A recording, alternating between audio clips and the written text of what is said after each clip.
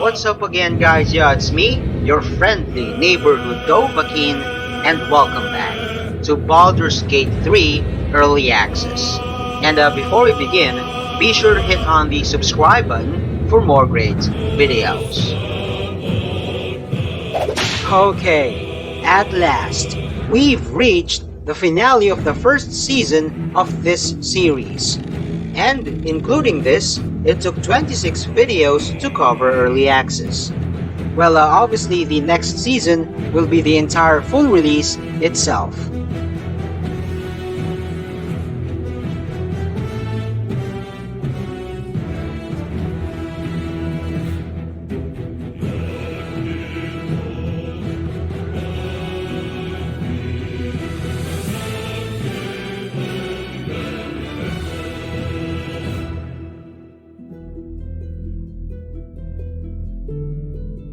And I've spent more than 370 hours playing this early access game, mastering if not perfecting every battle, finding all notable items, and of course, re-rolling after the last two save-breaking patches.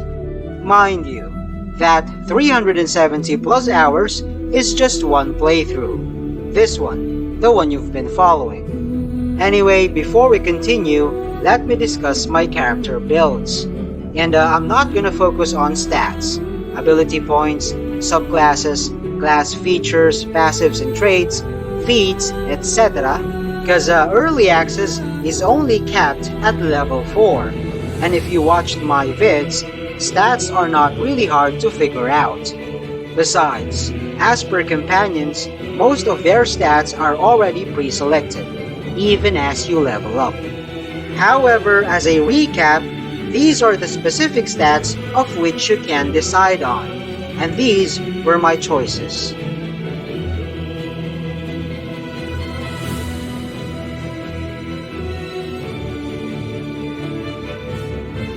For spells, again, if you followed this series, I'm sure you'll agree that my platter of prepared spells are the most useful ones in this game. And except for those few situational spells like Featherfall and my early game bread and butter favorites like Sleep, Grease, Witch Bolt, Thunderwave, etc., the ones I didn't use at all are simply bullcrap. Alright, what I really want to focus on this build review are gear. And these are my loadouts for most situations in general. So, let's start with my main.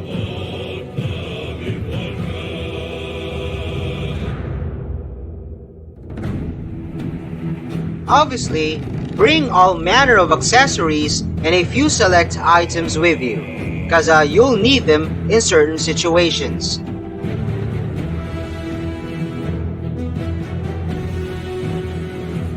Now for Lae'zel. In battle, she uses the Susur Greatsword, but before the fight, I put on the Sword of Justice, just to cast Tyr's Protection. Also, to use the Absolute's Talisman and the other Absolute items, I had Priestess Gut brand my entire squad with the Mark of the Absolute. By the way, Lae'zel also carries a +1 maul, just in case she needs to inflict bludgeoning damage on doors or other objects. Okay, this is Shadow's loadout, and it's pretty much static on her. Again, as I've said before, she always gets the good stuff. Finally, for Star. If he needs to be stealthy, I put on the Shadow of Menzoberranzan and the Drow studded leather armor. On the other hand, if he's gonna inflict the first strike on an enemy, I swap in the short sword of First Blood on his main hand. Anyhow, the Guiding Light ring is just optional. I can put on any other ring on him, depending on the situation. Alright, that's it. Again, take note. I've gathered and featured all notable items here in Early Access.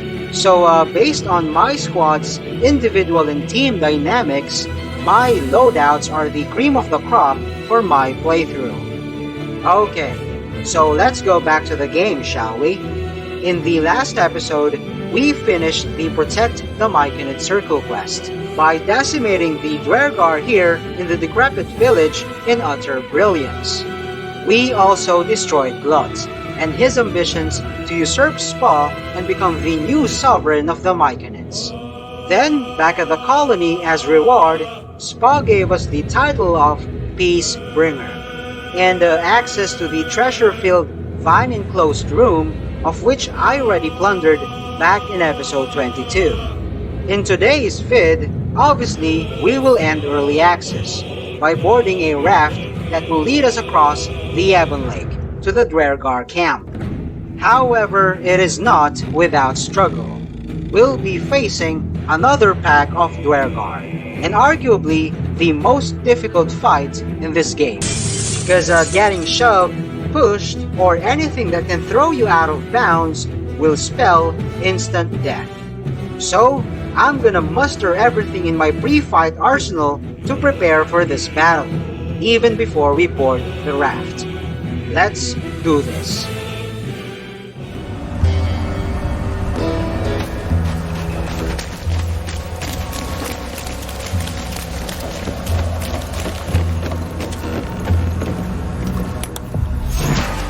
Fronti nulla fides. Lacte Virtute.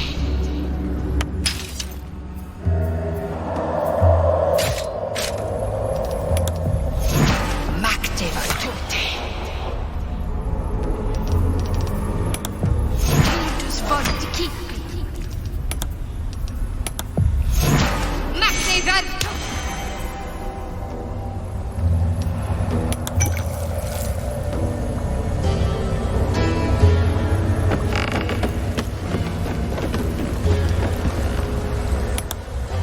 A vessel wobbles on the lake's murky waters.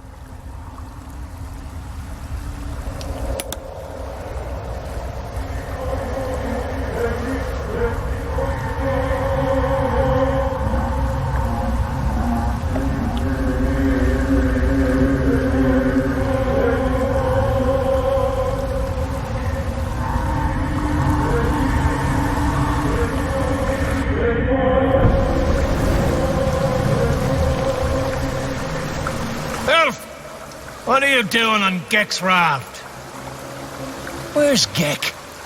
Who are you? As the symbol glows, power courses through you. Authority. For the Absolute!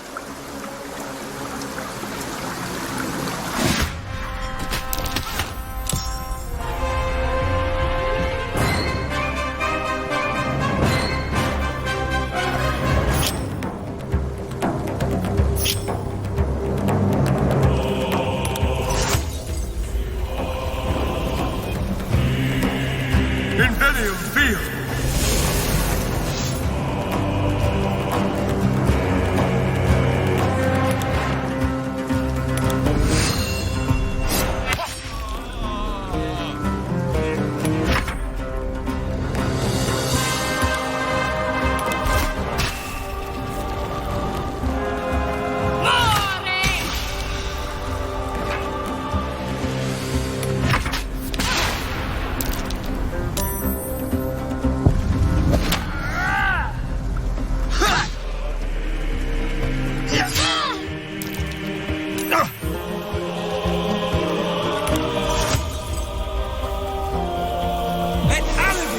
Let's use Repulsor, the coolest skill in the game.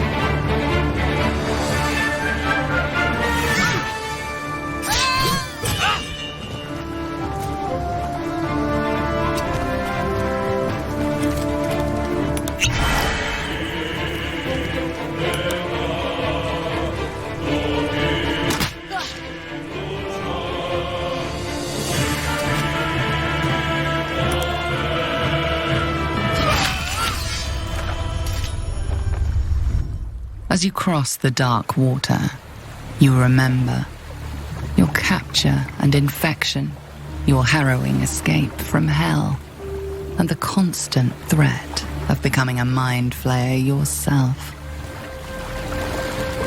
Your search for a healer brought you to a druid's grove and the refugees sheltering there. You remember their gratitude when you stood by them.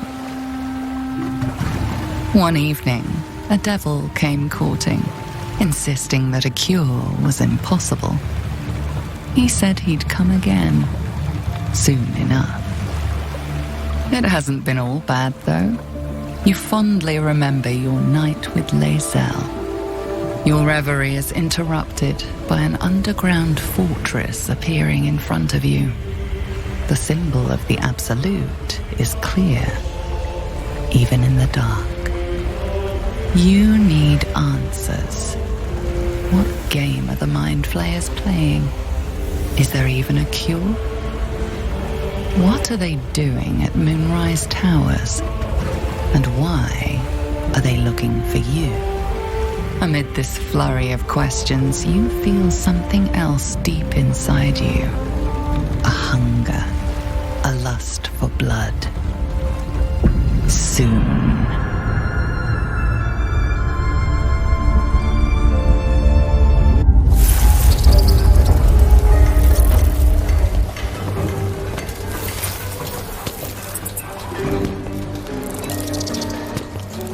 Alright, so, I want you to clean up all of this, okay? Gargoyle with a good curse over there. Explosive, and then over the... Oh, I'm sorry. This is the end of the early access content. We are still under development behind me here, so you can't go through. But, congratulations, very well done on getting here. And in the name of everybody at Larian Studios, I would like to thank you for supporting us in early access. Now, we take community feedback very seriously, so I would like to invite you to go to our community forums or go to the review pages in the store where you bought the game and let us know what you thought of your experience so that we can learn from it and use it to improve the game. Quit your yapping. Let's get going. All right, so I gotta go back together with this man here, continue to develop the game, but see you soon, because we'll have much more content for you as we continue to integrate feedback and so forth. Yeah. You want to sing the song, right? All right, let's do it. Row your boat gently down the lake. Merkel and Ball and Loki Lord Bane. That is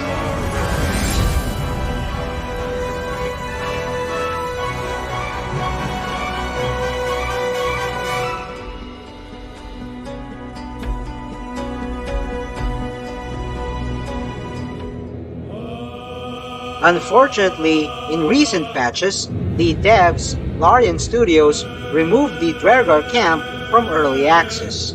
It isn't finished anyway, and that place was extremely buggy. So yes, this is where our early access adventure ends.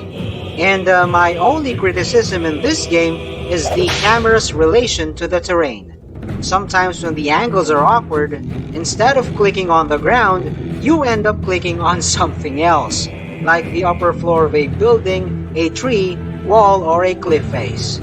Anyway, I also want to thank other players who had negative but constructive criticisms on the game. Because of them, Larian is continuously improving it, and as a result, we got the remarkable patches 3 and 4. As per my rating, I shouldn't give one, cause for Christ's sake, it's fucking common sense.